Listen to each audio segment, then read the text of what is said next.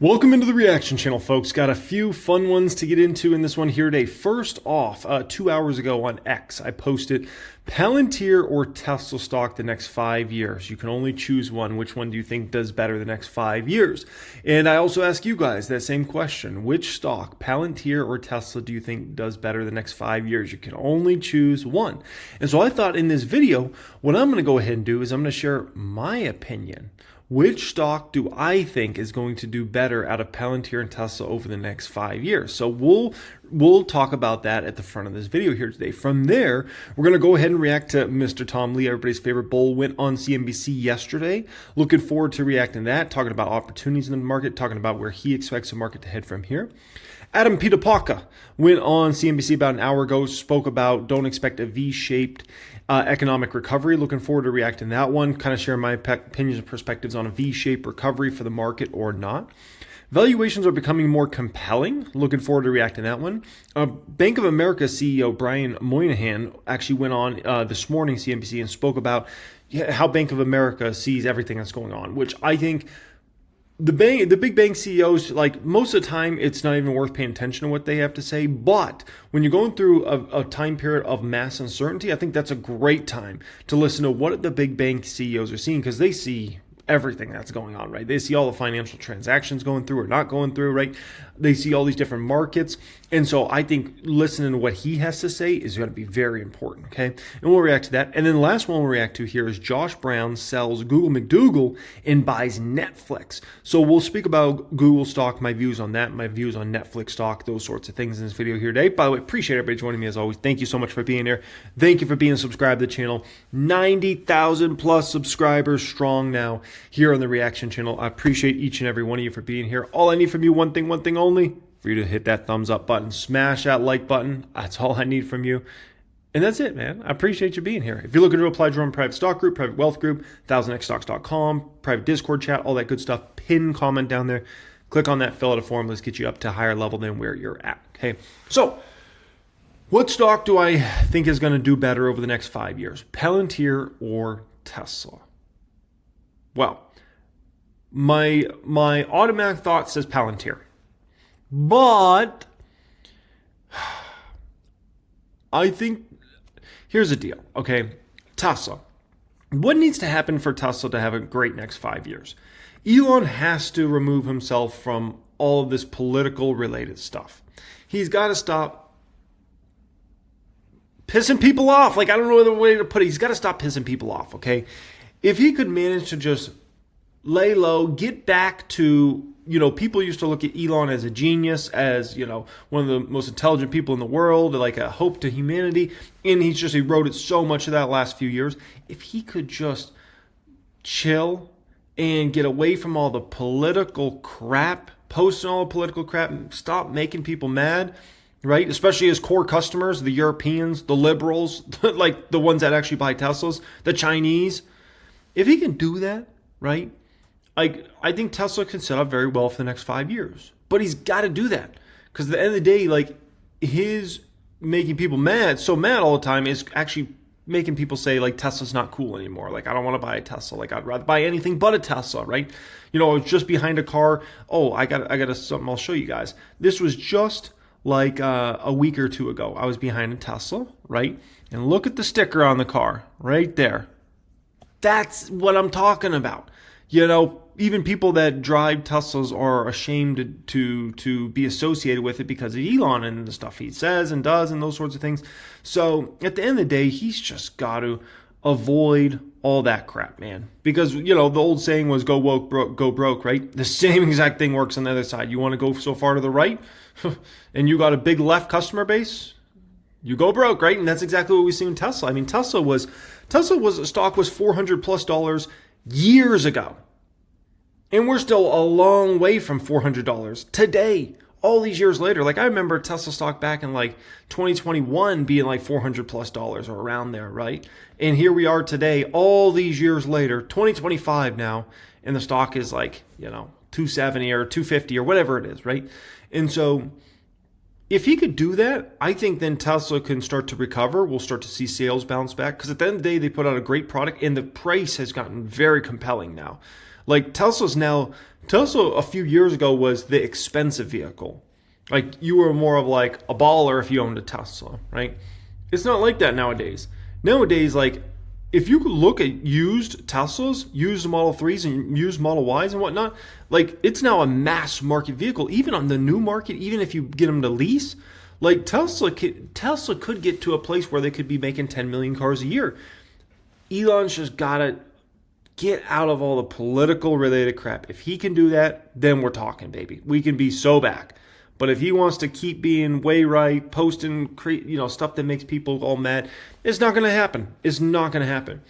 Now, robo-taxi opportunity, also a big opportunity for the company, obviously, right? They do have significant competition there. I think Waymo's the biggest competitive threat in that market, right? But it's going to be a massive market, so there's going to be several players that can be big in that market. You could have Tesla being a big player. You could have Waymo. I think Amazon's going to have a good chance to be a big player in that market as well. So we'll see several different companies compete there. There'll be one or two that end up being the biggest, and I'm not sure like if Waymo's going to win it or if Tesla's going to win it. Waymo's out in front right now. We can say that confidently. There's countless markets you can go in today and take Waymos. You go to Arizona, you can take Waymos all around the east side. You go to San Francisco, you can take Waymos all around. I took, when I was in San Francisco just about 3-4 months ago, we took Waymo rides everywhere, and experience was pretty good. Not perfect, but pretty dang good. And so Waymo's out there in front. Now Palantir, listen, Palantir is the easier choice. And you know why Palantir is the easier choice? I'll show you exactly why Palantir is the easier choice to outperform Tesla the next 5 years. Here's why. Look at this. This is Palantir's revenue growth. Now, recently it's taken off to whole other levels, right? But the moral of the story is Palantir is a company you can count on year in and year out growing. The only debate with Palantir is, are they growing over the next 5 years? Are they growing at an average of 20% per year revenue? 30%, 40%, 50%. You could debate that, but there's no debate about like Palantir growing significantly. Whereas you look at somebody like a Tesla, look at this. This is, their business was growing great, and now they've been in stagnation for quite a while and expected to be in stagnation still in regards to revenues, where it's, minuscule. Now, hopefully the brain can get back on point, and then 2026 we could talk about, nice revenue growth again into 2027. But at the end of the day, like, we'll see. The other great thing with Palantir is Palantir doesn't have to deal with making very large physical items that are very, very costly to make, right? They don't have to deal with all the logistics of that. Palantir's just got a naturally better business model than somebody like a Tesla, right? And so, and even if you think about the robo-taxi opportunity for Tesla, which is a massive opportunity over the next 10, 20 years for them, right? If they can capture a certain percentage of that market. Even that's a very difficult business. People make it sound like, oh, it's so easy. No. That's going to be a very difficult business. Who's going to clean all the cars, right? And operate all those fleets? It's going to be Tesla personally. They're going to have a bunch of people outsourced there. If you outsource it, you're going to definitely cut down on margins, right? What about all the maintenance of the vehicles? If it's Tesla's own fleet, now you got to deal with all the maintenance of that. That's a nightmare to deal with. That's very, very costly. It's extremely heavy on CapEx. So, like, this is all the legality. What happens when one of these robo-taxis hits somebody, that somebody's, doesn't make it? You're going to, it's a lot. It's a lot of crap. Tesla's just got a way harder mountain to climb. And it's an additional harder mountain to climb when your CEO makes people mad all the time, right? So the moral of the story is here, Palantir's just got it easier. Now, Palantir also trades at a pretty rich forward P ratio, certainly, right? So that's really the only, when you look at Palantir, that's honestly really seems like the only risk in regards to Palantir is the valuation is very high, right? Extremely high price to sales ratio, extremely high trailing 12-month P, forward P, everything across the board, right? And you say, well, yeah, it's got great growth, all those sorts of things, but shoot, man, it trades at very, very rich multiples. I mean, very rich multiples. If we pull up Palantir here on 1000xstocks.com, forward P's in the 200s. Usually you're looking to pay somewhere around 18, maybe 20 for an average stock out there, right? It's in the 200s. So that's a very, very high number. Trailing 12-month price to sales ratio for Palantir's in the 70s. In the 70s, folks. That's a very, very high number. Now, if we want to compare, if we want to compare Palantir versus like an AMD, 200 plus forward P for Palantir versus AMD's at like a 27, right? So, versus NVIDIA's at like a 22, right? So that's the only bad thing you could really say about Palantir is, that forward P is very high. That price to sales ratio is very high. By the way, if you want to follow me on X, I always have that linked in the description area, all my videos. You're more than welcome to follow me on there if you're somebody that uses X and you want to follow me and keep up with my posts and things like that on there. But, man, we'll see. We'll see. But the moral of the story is I think Palantir's got an easier case to outperform Tesla over the next 5 years. Tesla has a chance, but, man, Tesla's just got a lot harder mountain to climb to get there. A lot harder mountain to climb. A lot harder mountain to climb, okay? Alrighty, let's go ahead and react to some videos. Up first here, Tom Lee. And by the way, once again, comment section. Let me know which stock performs better over the next 5 years if you got to pick one. Is it Palantir or is it Tesla? I'd love to hear from you guys in the comment section. And Chief Investment Officer of Fundstrat Capital, as well as a CNBC contributor. Last time you were on, Tom, you said, I think we can, and it was definitely one of your, what seemed like outrageous calls at the time. You said, we'd be at 5,500 on the S&P. We should be able to get back there fairly easy. I think we were below 5,000 at the point. We did get close. We got another pullback, but after Friday, we're almost at 5,400 again. What was your reasons for thinking that? I think you just thought that maybe if you see a cat and you keep clapping, it'll jump the first time, but after a while, it finally just ignores you. Is that going to happen with the markets and all this tariff backdrop? Yes. I mean, I think I know what you're saying, which is I do think markets are getting a little desensitized. That's what I mean, yeah. Yeah. And I think part of it is if someone had an investor hat on, not tactical hat, really good opportunities are emerging because the number of stocks below the 200-day moving average was like 15%. Historically, that's a strong buy signal. I mean, you're going to find a lot of bargains there. And the VIX got above 50, and it almost always pays you to buy the stocks when VIX is above 50. But in the near term, it's a roller coaster. I mean, it does feel like we're having a lot of zigs and zags, and even over the weekend. But to me, I think everything that happened over the weekend, including the Sunday further explanations, all of this is still unequivocally positive for stocks. Interesting. So when we were below five... what I consistently say when you get into one of these which major corrections or crashes in the market, right? This continually happens. And I'm going to keep preaching this to you guys because I don't want you ever to fall in this trap. People get way too greedy when we're going through a major correction or crash in the market, right? Nasdaq fell, right around 24, 25% in a matter of, 6 or 7 week span there, right? Listen, people start getting so greedy, they start saying, oh, I want this stock for even lower price. And it's like you're getting this buffet of great deals. At some point, you got to step in and say, I'm coming to buy this stock. I love this stock at this valuation, this one. You can't get too greedy when you're in a correction or crash because all of a sudden it's over. And if you miss those opportunities to get these stocks at incredible values, right? Like the moves up from the bottom can be 10, 20, 30% like in days. We're not talking it takes some months to get that 10, 20, 30% gain. No, we're talking in days. And then all of a sudden you're looking and you're like, gosh, that stock just jumped 20% in, the last 5 trading days. I'm not going to buy it now. So then you keep waiting. And then, market keeps moving up.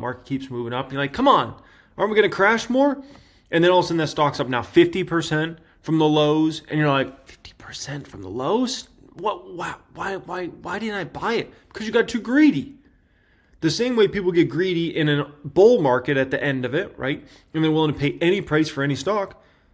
The same amount of greed happens on the downside. You could get a crash in the market, a major correction in the market, and it's not good enough for people.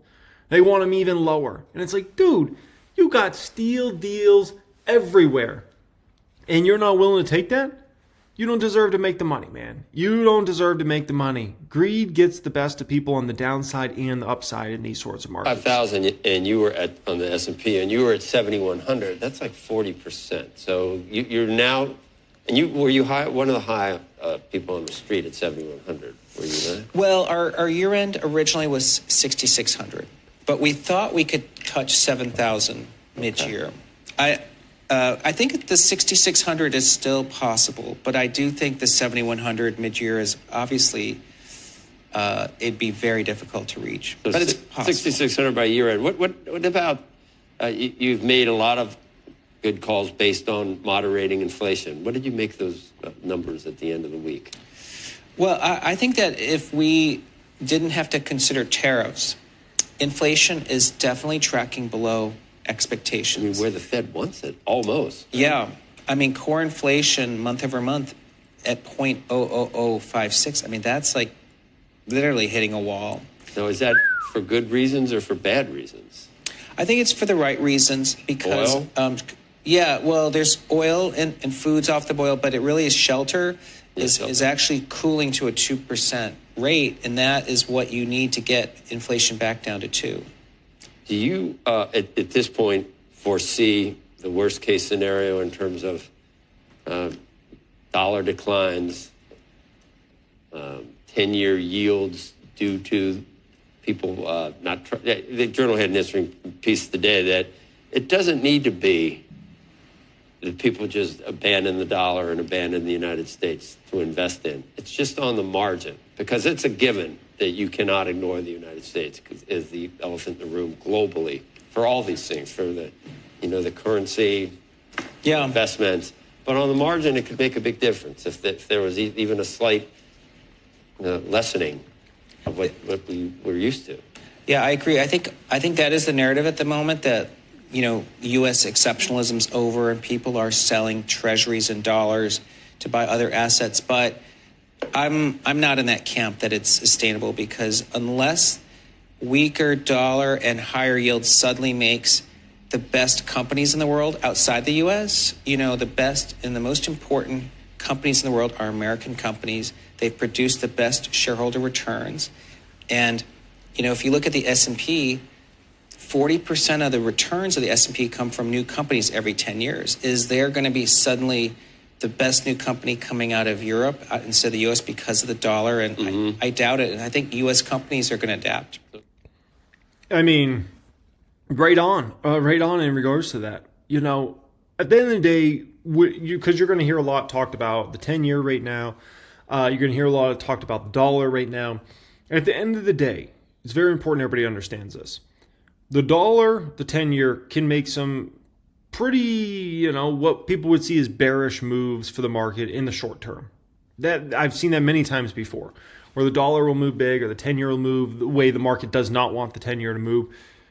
And as long as it's a shorter term thing, like something that's a few weeks or maybe a month long, that's fine.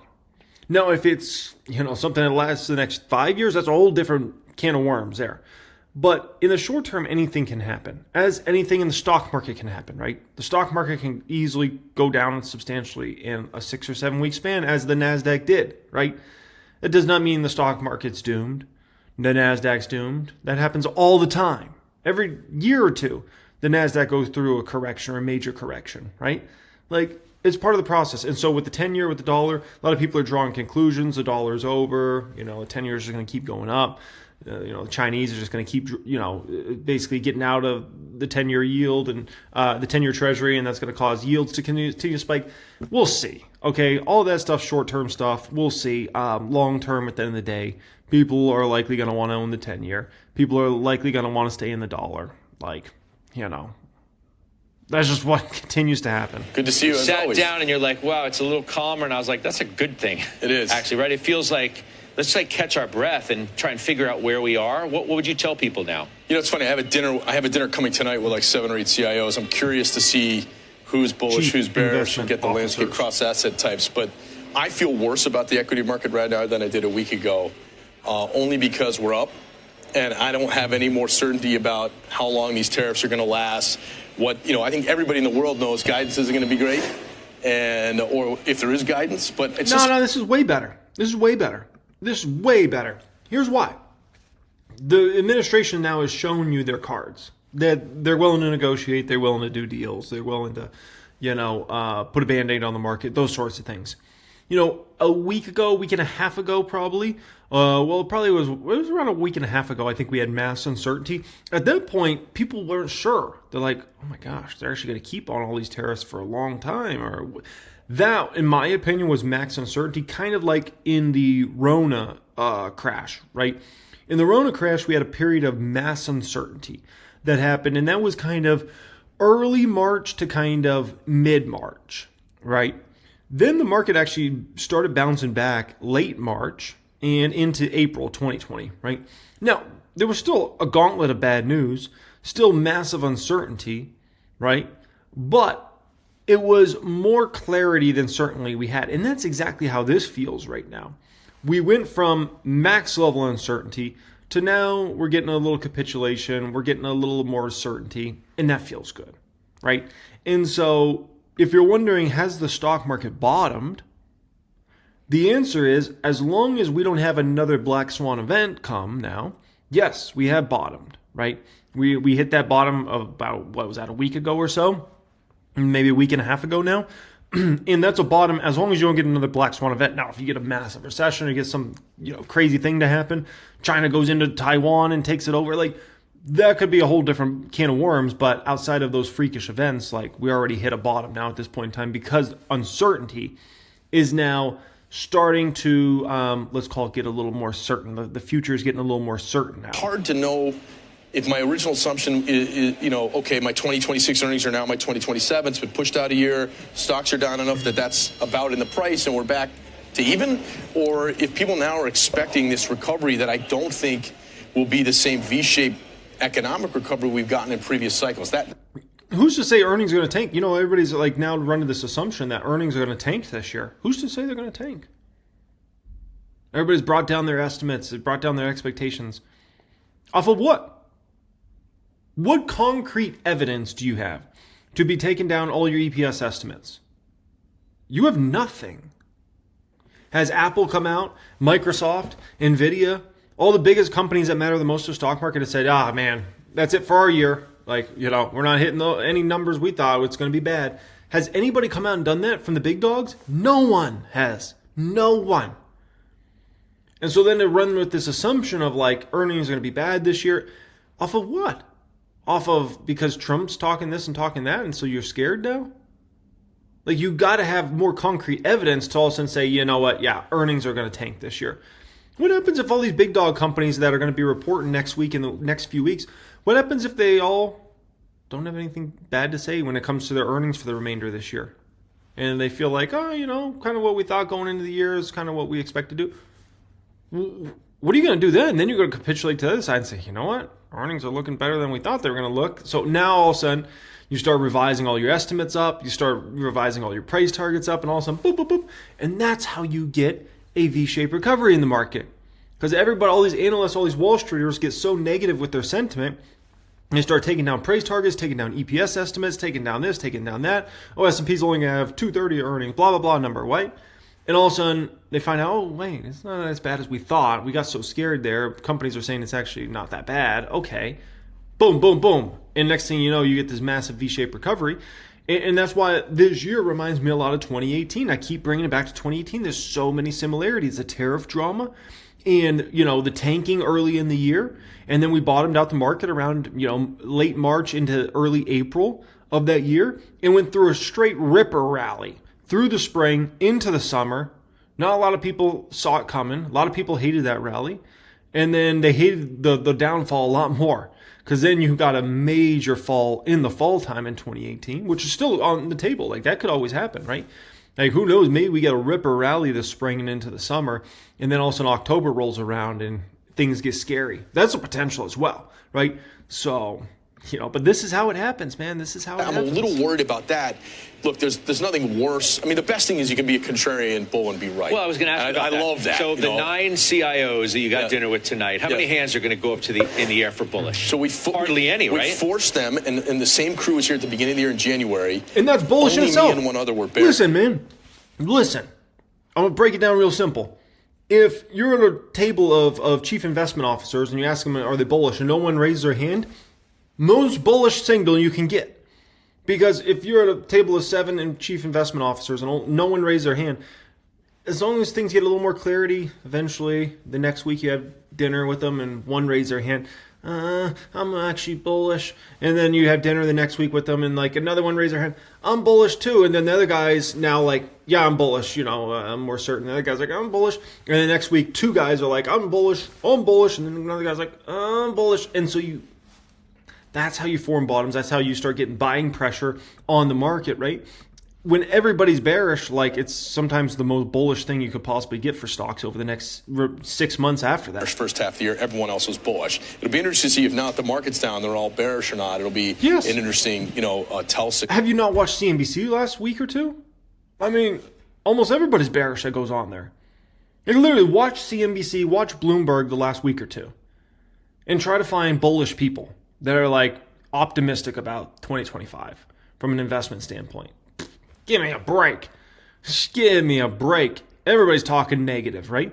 And that's the most bullish signal you can usually get. You had the Bank of America fund manager survey today was like the most negative or one of the most negative in 25 years. So that feels like, oh man, I want to be there. It's just that makes it feel like call options. No, I'm not going to go that far, right? But bullish. I think in this case, like more uncertain, and every ounce of me wants to get 5th most bearish fund manager survey in the past 25 years. 4th highest recession expectations of the past 20 years. This is all in speculation. You have nothing to go off of to make a recession call. Nothing. You're not seeing it in the unemployment data. You're not seeing the jobs market. You're not seeing it with big, huge companies doing mass layoffs right now. All this uncertainty, where's FedEx to say, hey, we're cutting 50,000 employees? Where's Amazon to say, hey, we're cutting 75,000 employees? Walmart say, you know what, we're going to lay off 100,000 employees and 20,000 of those are going to be corporate. You don't have any of that right now. Doesn't mean, 9 months from now or 2 years from now or 5 years from now we can't have a recession. But for right now, you don't have anything to make that call. You're just making it based upon speculation of Trump saying all this stuff, I'm scared. And I don't know what's going to happen with tariffs. But you have nothing to go off of to make that recession call. You don't have earnings to go off of. The big banks have come out with great numbers. They've had good guidances. We're going to listen to Brian, the CEO of Bank of America, in just a minute. What you got to go off of? And you're making recession calls? Come on, man. Bullish when everyone's bearish, but uncertainty is supposed to be bad for multiples. And what's coming on the at least when everybody was making those recession calls at the end of 2022, going into 2023, at least they had some stuff to go off of, right? And those guys all ended up being wrong in the end, but at least they had a little bit to go off of, right? There wasn't just a lot of worries, but we're seeing like a lot of big companies doing layoffs and things like that. At least you had something to go off of. Right now, all this is speculation here in the short term. The other side of this, isn't going to be fiscal stimulus, balance sheet expansion, and a lot of Fed accommodation, which is a kind of accompanied the previous recovery. So it may be a little bit of a slower fundamental path. And so therefore, I don't know if we snap back to whatever everyone's targets were. It's only April. In January, everyone had 7,000 targets. Now that seems like a mile away. Okay, because 2 years away. You did have more target cuts. Wells Fargo Investment Institute to 59 to 6,100. That's their range. Yeah. Jefferies to 53. Everybody has dialed it 59 back. To 61 would be great. I mean, that'd be double-digit returns. I think we'd all sign all of our money in that right now. That feels like a home run for sure. Yeah. You said fewer rate cuts or a less accommodative Fed. What if we actually get more than we think at this point? I thought Waller's comments yesterday were pretty interesting. If you figure that inflation is going to continue to come down, both because it was already trending that way and if there's a pullback in demand, that the Fed now is going to be uber focused on the labor market. And if now we start to see the labor market start to soften even further, the Fed's going to become more engaged. And they're going to do whatever they have to do to keep that from fully falling apart. So I have two responses to that. Well, three. One is, I don't know. Okay. Two is, I think you can look at the prices of things that are made in China and other areas at big stores, at Target, at Walmart, and Costco, and track if they're getting more expensive, toasters and things, let's just see, because I don't know if I believe prices are going down. I think the big debate would be, sure, if we're really going to have a recession, prices go down, but are stocks going to act great if the economy rolls? So that's like the tension, But when are you supposed? When are you supposed to buy stocks when it looks bad if the Fed's getting engaged? So I think it's right, and I think the last point is I track really carefully the relationship between the perception about rates in the future, the so-called 12-month forward, 24-month forward Fed fund futures, and price to forward earnings of stocks. I know that in the last cycle you saw they were hiking, and at some point people said, I don't care, they're still hiking, they're almost done, I'll buy stocks. That was day one of 2023, right? It's just now, don't fight the Fed, right? Get ahead of whatever's going to happen. But now I'm sort of saying, okay, well, things ripped in 23 and 24 when we knew they were going to be accommodative, and they were, but at some point, if they do 50 or 75 more, it's not because I'm psyched about the accommodations, because things are eroding. I actually think what's interesting to think about a little bit is maybe some of the data we saw from the financials isn't as bad as people thought, right? It's not like the guys who run banks are morons. They have a lot of data, and they weren't going to say, things are fine in March, or we don't know about it, but they kind of told you generally that things are holding up a little better. They were able to give guidance when most people and other companies can't give anything. I didn't see, if you really look at the underlying businesses at BAML, at JPM last Friday, I didn't see them saying the consumer is really tanked off in the first part of April. So the hard data I actually thought was upside surprise, to the bank so far. I would say that's better than I thought. Yeah, definitely. Next one up here. Valuations are becoming more compelling. More cautious since the last time I saw you. As I look at the notes, I see phrase it's a delicate balancing act. Likely range bound until there's certainty. Lean more defensively. This is a change, isn't it? Absolutely. Things have changed. And so one can't stick their head in the sand and pretend like nothing has changed. Things have changed. We threw a huge wrench into the global economic prospects, to the geopolitics in which we live. So, part of being an investor is actually having that ability to change and recognize we're in a changing environment. You say, as well, as an investor, you don't have to do something every day, but there are days that come around where things feel really bad, and you wish you did, and maybe you didn't. Are we here yet? So I think we're in a really interesting spot where stocks have come in a lot. There are some stocks that are down 50%. Have the fundamentals changed? The fundamentals may have changed as the economy slows, and it slows faster than we think. However, the valuations are becoming more compelling. But you have to act, the day that it feels really bad and we need to do it right now. I think there has to be a little bit more prowess of understanding what is happening in the economy. And as long as... Oh, gosh. This just frustrates me so much. Because people get so scared of the next 10% downside in the market that they say, you know what?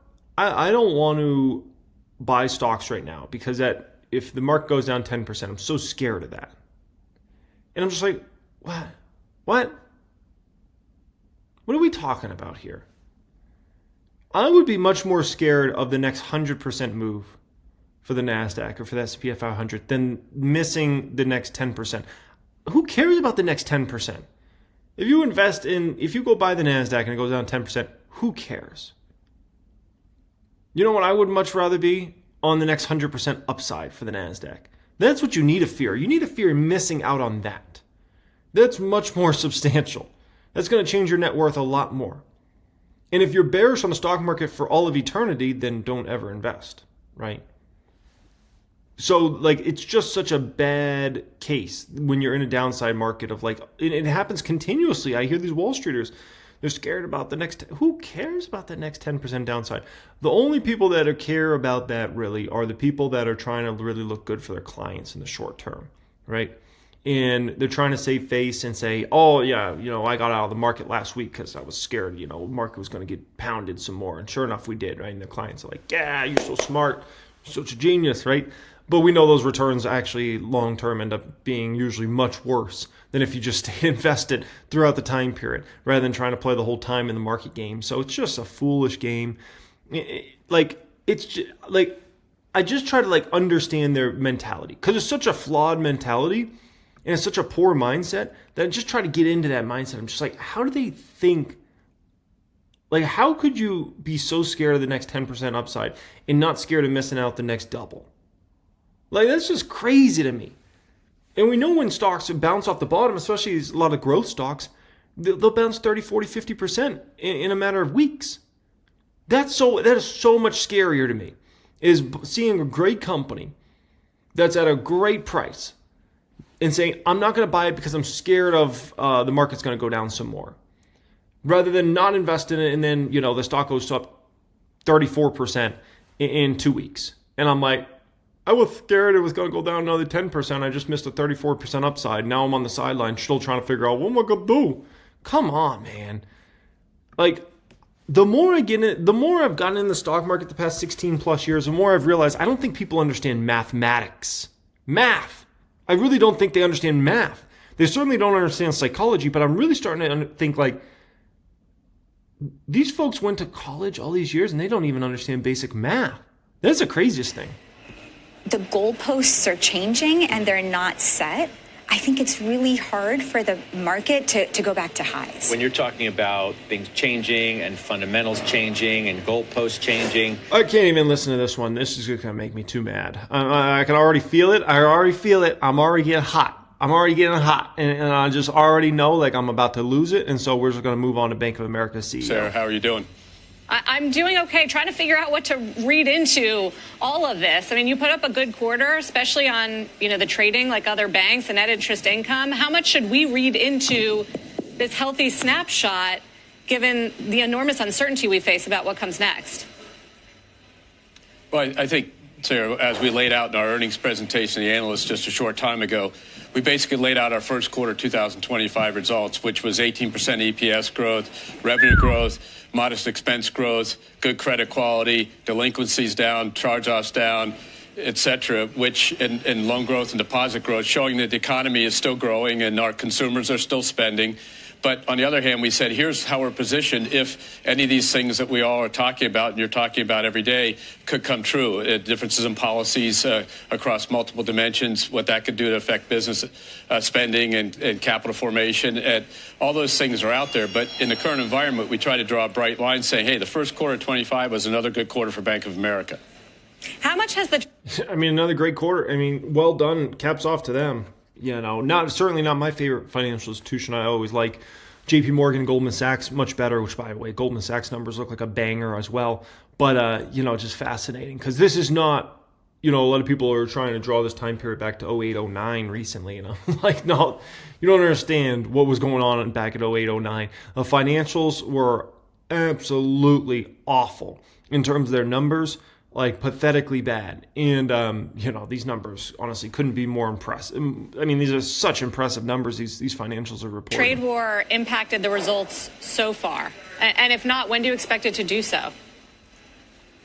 Well, I think the tariffs and trade haven't impacted our results in the near term because, it was April 2nd, so there were modest tariffs before then.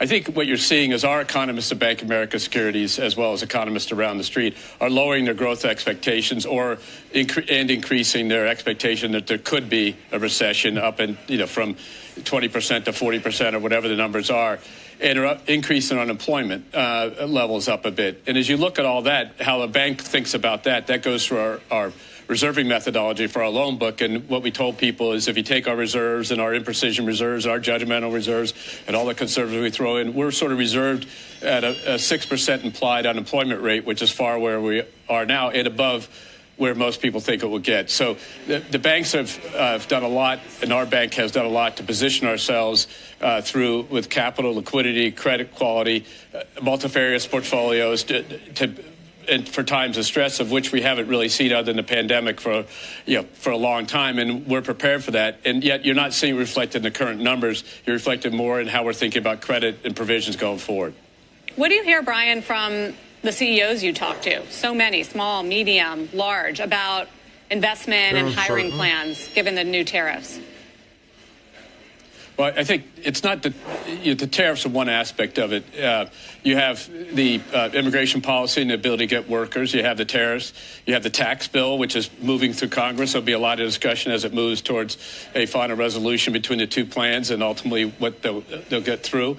And then you've got the deregulation impact across all industries. And I think each of those are hard to figure out, and all of them together, all moving at once, are even harder to figure out. So the new administration came in with ready to go compared to the first Trump administration. They put a lot of stuff on the table. They're pursuing all that. And while we talk a lot about tariffs, all these other aspects are going on too. And the average business owner is trying to figure it out. And that's causing them probably to be a little slower in making decisions on hiring or capital investment until they figure out the path forward. Now, in a company like ours, we've got, tens and hundreds of people who spend all their time thinking about that. We've got a research team, which is a great team that spends all their time thinking about that. But if I saw a lot of mid-sized companies and smaller companies last week. If I were one of them, I'm sitting there saying this is hard to figure out. So they're being a little more conservative. You're just not seeing it reflect in their current asset quality or anything else at this point. Well, have you seen any notable increases in companies tapping credit lines for precautionary reasons? We have not. So if you go back before the pandemic, the average draw rate of middle market credit lines was, say, 40%, to make it simple. That fell to 35%. It's run around 36%. So you're not seeing people like they did during the first stage of the pandemic 5 years ago. About this time, we saw $70 billion in commercial lending come through in a quarter, which is way outsized compared to what we see. We grew loans 4% year over year. Think of that as $40 billion over a whole year, not $70 billion in a month. And so we haven't seen anything like that. They're calm, they're making money, but they are worried about how all this works and how it can reflect, the changes in supply chain, the changes in costs. Can they pass that through to their customers? But the other thing we have to remember is the U.S. economy is dominated by services too, and those are a little bit different. And one of the worries I have about tariff policy and stuff is when does the services get dragged into it on an international scale? But in the U.S., a lot of services side consumption's been strong. And the last thing I'd say is we told people, and we've talked about many times, Sarah, is our consumers in the first quarter of 25 moved 4% plus more money out of their accounts than they did in the first quarter of 24. And for the first part of April, using a 4-week average just to make sure we don't have bumps, and it's running about 5%. So the consumers are still spending money despite the polls that say they're going to stop. They have not stopped yet. Yeah, I was drove on the Strip this weekend, and because I was going to Fashion Show Mall, so we were driving down almost the whole Strip. Oh my gosh, it was a zoo down there. I'm like, what are all you people doing here in Vegas, spending all this money? Like, it's very expensive to come to Vegas, by the way, because all the activities, right? But what are you all doing here? It's so uncertain out here, right? Went to Nordstrom. Oh my gosh, Nordstrom was very, very busy. It was like, oh my gosh, what are you guys buying all this stuff for? Don't you know? It's uncertain out there. It's not how it works, man. You go to the restaurants, they're packed. Like, at the end of the day, people still spend money. Even if they're bad sentiment, they still spend money. Like, it's just the way it is. Business goes on, life goes on. Are people uncertain? Yeah. Are businesses probably not making huge decisions right now? Yeah. I think we're in one of those time periods where everybody's just kind of like operating as usual, but not trying to make any big decisions right now. And just trying to see where the tariff stuff lays, where's the tax stuff at, and then they're probably going to get to much bigger decisions to be made likely in 2026, 2027, right? But that doesn't mean like the world stops spinning or something like that. That's not the way this works. So at the end of the day, business goes on. People still making money. People still spending money. Life is what life is, right? All right, JB selling Google McDougal and buying Netflix. This should be an interesting one to get into. Which brings me to Josh Brown, who has made some interesting moves today that I wanted to have a little larger conversation about where we stand before I get to that. So how long have you owned Alphabet, which you sold today? I'll talk about what you bought, or you can, but you've owned it for a long time. Yeah, I had sold earlier this year half my position, which we talked about a couple of times on the show. I don't know where that was, in the 180s, the 190s. I sold the rest, and I think that Alphabet will be fine. Not everything is an extreme. I'm not in the camp that thinks Alphabet's going to lose the AI race, or it's got like this fundamental issue with all of these large language models taking away from the use of search. I think they will be one of the top AI services, but it's never had to compete the way that it does now. And younger generations are jumping literally right into ChatGPT when they want to know something. They're not looking for blue links and sponsored links and ads. They just want the answer.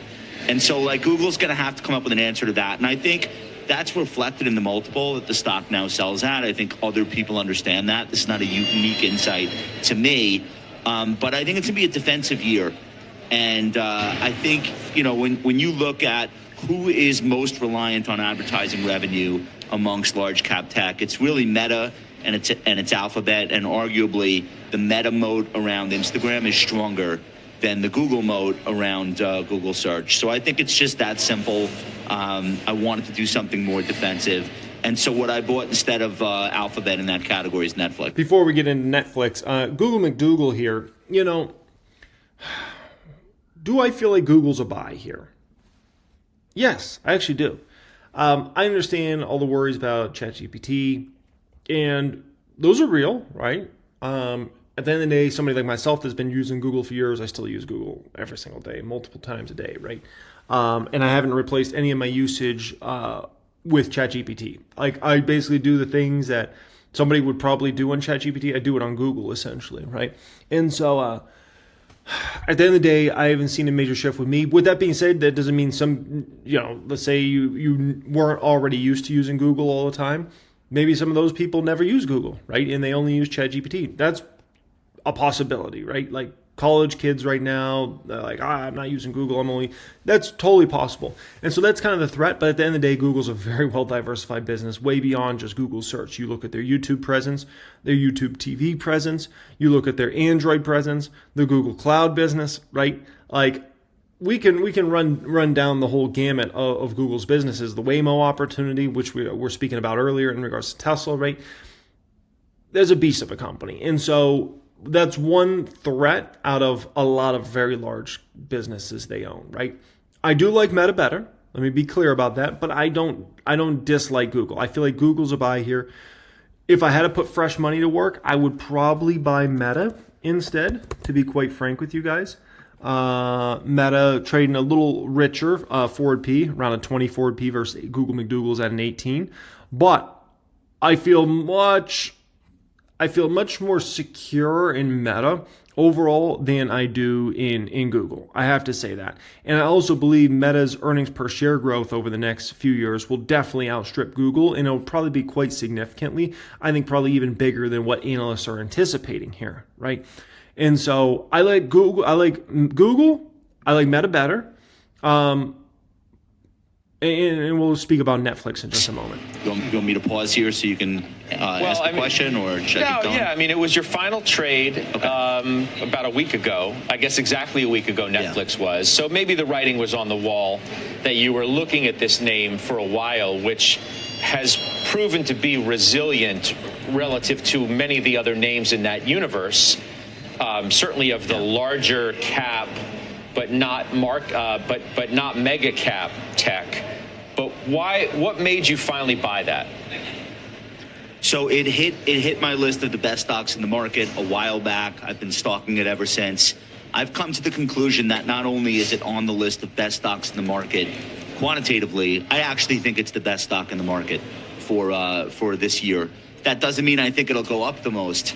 But I am not on the hunt for the hardest hit stocks to try to bottom fish. I'm not on the hunt for falling knives.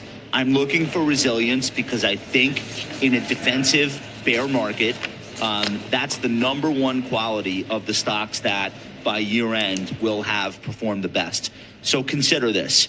From the market top on February 19th, Netflix is down 5.9% going into today. The S&P 500 is down double that, 12%.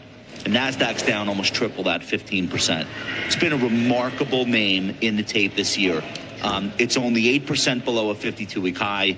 The median communication stock is 17% below the 52-week high. RSI is still 58. So in a market where almost everything's got a relative strength right now of like 40s, 50s, nothing special, this stock stands apart from almost everything else. There's a piece in the Journal that I think everyone should read about the discussion taking place at Netflix's annual business review meeting. They're talking about literally doubling revenue by the year 2030, which is only 5 years away. And they're talking about joining the $1 trillion market cap club. Market cap right now is about $400 billion. I think that this is the most defensible technology company, almost to the point where it's a consumer defensive stock. I don't think this is the type of service that anybody cancels. And even if they're thinking about canceling, the lower priced ad supported tier will catch those people. And actually what's interesting is Netflix makes more money from the ad supported tier than they do from a premium tier household. So I love everything about it. I don't think it's necessarily a cheap stock at today's price. Obviously Alphabet's cheaper. I just think it's going to act more defensively and has way more potential upside. Yeah, so Netflix, is Netflix a buy here? The answer is if you're a long-term investor, yes, Netflix is a buy here. If you're trying to play this, I actually don't like his thought process around like thinking about it just this year or something like that, right? Because Netflix does trade at a richer valuation. When you're dealing with stocks like that, I mean, forward P over 40, you never know, all of a sudden they can get sliced in half or go down 30% or something like that. So predicting if Netflix is going to be the strongest stock this year or not, I don't know. But over the next 5 years, I like Netflix. One of my regrets in regards to Netflix is this is a stock I bought in the summer of 2022, but I didn't buy nearly heavy enough. And then I made a bunch of short-term money on it and I sold it. And I definitely have regrets around that. Like I should have just, held on. Like it's a beast of a company. It's recurring revenue, right? Which is, it's hard to say anything bad about Netflix. It really is, man. It's really hard. Other than it trades at a little rich forward P. But you can make an argument that it deserves to trade at a rich forward P. It has growth well above what an average company has. It has predictable earnings, right? It has an earnings per share that should increase dramatically over the next 5 years. I mean, it's really hard to say bad things about Netflix. And so, and they still have a lot of pricing power that they'll be able to execute against over the next 10 to 15 years. There will probably be a day someday when Netflix starts to become really, really expensive and people start looking at it like cable. But that's not today. So at the end of the day, like if you got a longer term horizon, Netflix is a buy. Even here, even though it's gone up a lot. Short term is anybody's best guess. So I'll say that. It has, Joe, right? It has acted more defensively. It may not be, I think I asked somebody yesterday, maybe it was you, if it was recession proof. And I think your answer was it's recession resistant. Maybe, and I don't know that anything in the market is necessarily recession proof if the market comes down, but Netflix theoretically would come down less potentially than some other names. Well, think about consumer behaviors in a recessionary climate. What are you going to be doing less of? Less of going out to find entertainment and actually staying home to actually enjoy the entertainment that you have at Netflix. So I think in that regard, it is. And I think since April 2nd, Liberation Day, Netflix is actually higher. So there's the resiliency being reflected in this company. It's a classic example of buying something that appears to be rich in a valuation, buying something that appears to be high in terms of price and seeing it move higher. We have a 78% gain in this over the last year after purchasing it in April at around a little bit below $550. And at the time, some people looked at me puzzling for doing it, but I recognized clearly the fundamental chain that you had as it relates to being able to have pricing power with the price hikes, the ad tier subscription model, seeing the benefit there, and now now you're seeing further evolution in terms of the technical. So Josh reaching for it here close to 1,000, I have no problem with that because I think the stock clearly takes out the 1064 high and goes to 1250. I mean, Josh, we do have price target cuts for several of the mega caps today, including your Alphabet, or your former Alphabet. Meta, Amazon, Alphabet, all cut at Wedbush. I mean, there does seem to be a re-rating at the very least of Netflix, you know, if you're thinking like, will it get a buying opportunity in Netflix? You will get a buying opportunity in Netflix. My guess is probably in the next 6 to 9 months at some point in time where the stock will have a big fall. We'll say in the next 6 to 12 months. And one could be obviously if the market gets hit at some point in time. But the second is Netflix is this weird stock where it will go absolutely on an epic bull run. And then something will happen that causes the stock to crash and sentiment to get really bad over the next 6 to 12 month span. It could be subscriber growth slowing substantially. The other one it could be is spend going up substantially. So if you have either of those events happen in this next 6 to 12 months where subscriber growth slows substantially, or you have a situation where, you know, people start getting concerned about, oh my gosh, Netflix, did you hear the new number they're talking about spending? You'll get that stock to sell off heavily, and the stock will go down 30 to 50%. And, you know, a lot of people will get very bearish on the name, and you'll get a huge buying opportunity. And so my guess is that happens at some point in this next 6 to 12 months, very high probability, because Netflix is not a stock that just goes up straight. I've watched, you know, I've been in the stock on and off, but I've also, you know, just watched it from afar for 15 plus years now. And I'm just telling you, like, it goes through an epic bull cycle and then a massive crash where sentiment just gets awful. And you could literally pull up a stock chart and you'll see exactly what I'm talking about. And it's usually because either they're going to spend a ton of money or subscriber growth slows a bunch and everybody gets all scared. Expectations. And I think that's what you're talking about. For these kinds of stocks in this kind of environment. Yeah, look, one of the things that makes this moment in time so difficult is we're all so excited about AI. We all see it sort of like at the edges transforming our workflows and the things that we're doing professionally. And we have this kind of like, we have this sense that this is about to spill over into the consumer economy and just completely rewire all of the various tasks and work that we have to do and shorten the length of these things and speed things up. And it's exhilarating. So we have that on the one hand, but on the other hand, we kind of know that if the economy materially gets worse from here, so right now, if you're thinking about we're downshifting into like a 1 to 3% GDP growth world, and all this uncertainty makes it even worse than that, we don't have to have a horrific recession for it to be plausible that these ad-supported businesses are going to start to warn on earnings. Like it's very plausible. A lot of those companies that you posted in that graphic, they need the ad market to stay really strong. It's also plausible that AI spend could take a hit from all this uncertainty. There's news everywhere about a Microsoft abandoning an AI-related build-out in Ohio. It's not clear why they did that, but it seemed really sudden. Are there more of those, or is that like a complete aberrant one-off that's going to have its own explanation? I don't know, but I think that gets to the heart of why analysts are saying, look, we still love these businesses. We still think they have huge advantages and enduring moats and blah, blah, blah. 2025 just might not be. Hey, no using my blah, blah, blah line, Mr. Josh Brown. JB, come on, man. So listen. At the end of the day, if you run a small or mid-sized business, right, you pretty much have to use Facebook, Instagram, right? Like, it's just how it is. And market to folks through Facebook and through Instagram because the world uses Facebook and Instagram. So at the end of the day, if you want a chance to get sales, that's how a lot of businesses operate. And so I look at that as very defensible because for a lot of companies, for a lot of e-commerce brands, you don't have a choice to say, you know what, I'm going to pull back on spend. You pull back on spend, you don't have a business. like it's as simple as that. Like a lot of these small companies and even some of the mid-sized companies, the reason they have a business is because they're able to spend $20,000 a month on Facebook and able to generate $20,000 of profits from that. Maybe it's, that $20,000 of spend gets them then $100,000 in revenues.